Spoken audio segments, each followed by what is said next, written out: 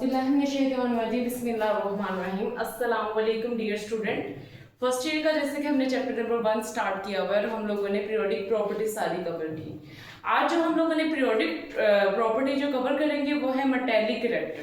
अब metallic character कैसे period में इंक्रीज होगा या डिक्रीज होता है वो आज हम लोग यहाँ पर स्टडी करेंगे। सबसे पहले हमारे पास मेटल्स और नॉन मेटल्स में स्टूडेंट आप पहले डिफरेंस समझें, मेटेलिक और नॉन मेटेलिक कैरेक्टर। ठीक है, मेटेलिक कैरेक्टर क्या होता है, मेटल क्या होते हैं, धात जिसे बोलते हैं। मेटल होती क्या है बेसिकली, मेटल हमारे पास ऐसे एलिमेंट्स होते हैं जो इजीली अपना इलेक्ट्रॉन बाहर निकाल सकें। जो अपना इजीली इलेक्ट्रॉन बाहर निकाल सकते हैं वो हमारे पास क्या होते हैं, मेटेलिक कैरेक्टर होते हैं। ठीक है, जो लूज कर सके। और नॉन मेटेलिक क्या होते हैं, नॉन मेटेलिक वो होते हैं जो इजीली जो इलेक्ट्रॉन जो है वो एक्सेप्ट कर लें। जो उनसे ये इलेक्ट्रॉन बाहर निकले ना, इस इलेक्ट्रॉन को कहें भाई तू कहीं ना जा, हमारे पास आ जाओ, और उसको क्या कर लें, उसको एक्सेप्ट कर देते हैं। क्यों ये इलेक्ट्रॉन को बाहर निकालते हैं, क्यों ये इसको एक्सेप्ट करते हैं। हर चीज स्टूडेंट याद रखिएगा, यूनिवर्स में स्टेबिलिटी चाहती है। स्टेबिलिटी चाहती है तो हमारे पास स्टेबिलिटी होने की वजह से क्या ये अपना इलेक्ट्रॉन लूज करेगी और ये क्या कर लेती है, एक्सेप्ट कर लेती है, और उनका ऑक्टेट कंप्लीट हो जाता है, जिसकी वजह से ये स्टेबल हो जाता है। क्या हो जाता है, स्टेबल हो जाता है। ठीक है, अब एक क्वेश्चन है कि हमारे पास गोल्ड भी तो एक मेटल है। ऐसे तो लोग इतना गोल्ड अपना छुपा के रखते हैं, ऐसे तो वो सारा का सारा इलेक्ट्रॉन स्टेबल होने के लिए जाया हो जाना चाहिए। उसकी रीजन ये है कि कुछ ऐसे मेटल्स होते हैं जो रिएक्टिव होते हैं, कुछ नॉन रिएक्टिव होते हैं, कुछ मॉडरेट रिएक्टिव होते हैं।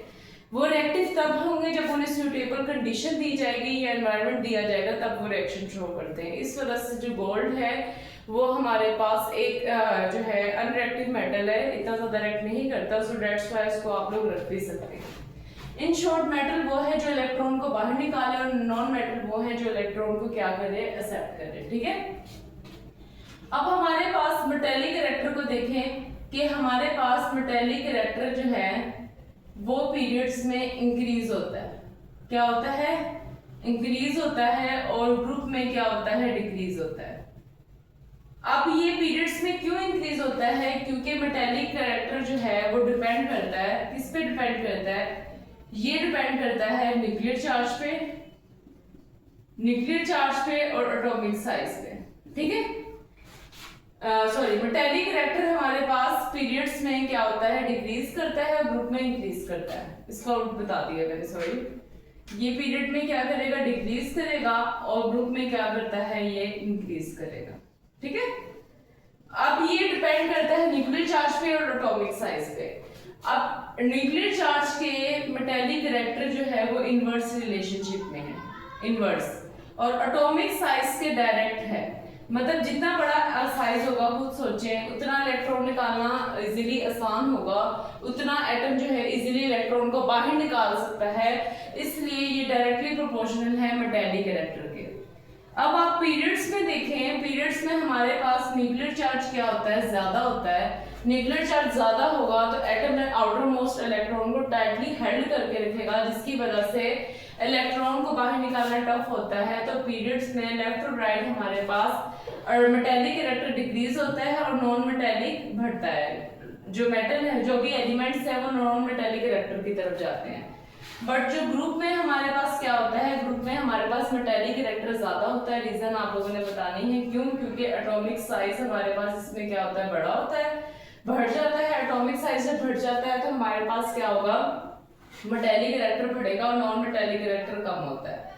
अब हम लोग कुछ एग्जांपल्स देखते हैं पीरियोडिक टेबल में, कि मैं आपको ग्रुप की वजह से बताती हूँ कि कैसे कैसे ये बढ़ेगा। अब देखिए हमारे पास hydrogen, lithium, sodium, potassium, rubidium. ठीक है, हाइड्रोजन का आप देखें एटॉमिक नंबर 1 है, इसका देखें 3 है, इसका हमारे पास क्या होगा, 11 होगा, इसका 19 होगा।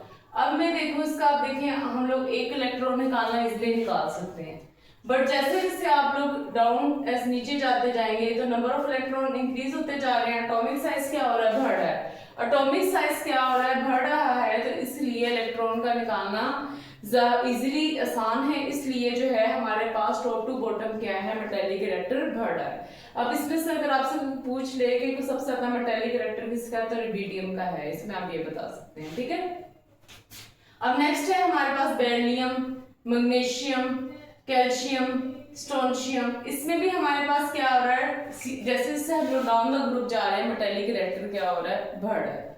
अब जरा एक्सेप्शन आती है ग्रुप नंबर 14 में हमारे पास कार्बन, सिलिकॉन, जिलेनियम, टिन लेड। ठीक है, इसमें क्या होता है, इसमें हमारे पास ये जो कार्बन जो है, कार्बन क्या है, कार्बन एज अ हमारे पास क्या होगा, इधर नॉन मेटल होगा, और जो सिलिकॉन और जिलेनियम है ये एज अ मेटालाइट होंगे। क्या होंगे, मेटालाइट्स। मेटालाइट्स वो होते हैं जिनके अंदर मेटेलिक और नॉन मेटेलिक कैरेक्टर दोनों होता है, उसे मेटालाइट्स कहा जाता है। और टिन और लेड हमारे पास इसमें क्या होंगे, मेटल्स होंगे। क्या होंगे, मेटल्स होंगे।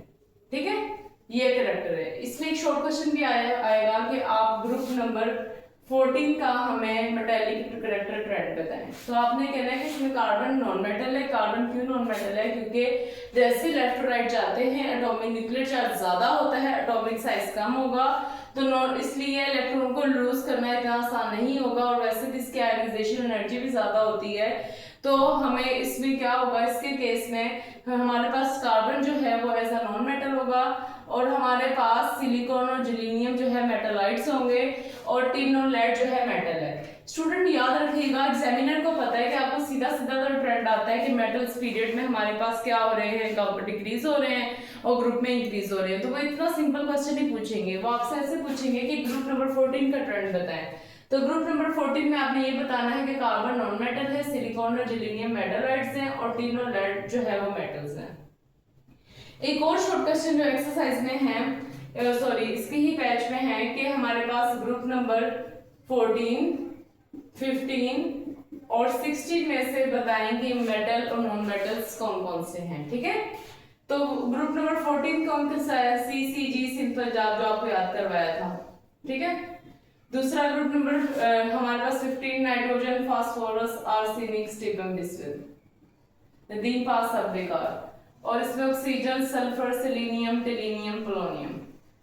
याद रखिएगा, इसमें हमारे पास ये जो फर्स्ट तीनों हैं ये नॉन मेटल्स हैं। अगर आपसे रीजन पूछ लें तो क्या है, आपने कहना है इधर बिकॉज क्योंकि लेफ्ट राइट न्यूक्लियर चार्ज ज्यादा होता है, एटॉमिक साइज कम होता है, so that's why metallic in character है। और सिलिकॉन और जिलेनियम जो है वो मेटालाइट्स हैं, इधर आर्सेनिक मेटालाइट है और इधर सेलेनियम और टेलिनियम मेटालाइट्स हैं। ठीक है, बाकी जो रिमेनिंग रह गए वो नॉन मेटल, वो मेटल्स हैं। वो क्या होंगे, सारे के सारे वो मेटल्स होंगे, वो सारे के सारे मेटल्स होंगे। तो ये हमारे पास मेटेलिक कैरेक्टर का ट्रेंड था कि ये पीरियड्स में हमारे पास डिक्रीज होता है और ग्रुप में इंक्रीज होता है। Thank you. अब नेक्स्ट लेक्चर में इंशाल्लाह हम लोग बाकी कवर करेंगे, जिसमें हम लोग रिएक्शंस देखेंगे मैग्नीशियम वगैरह।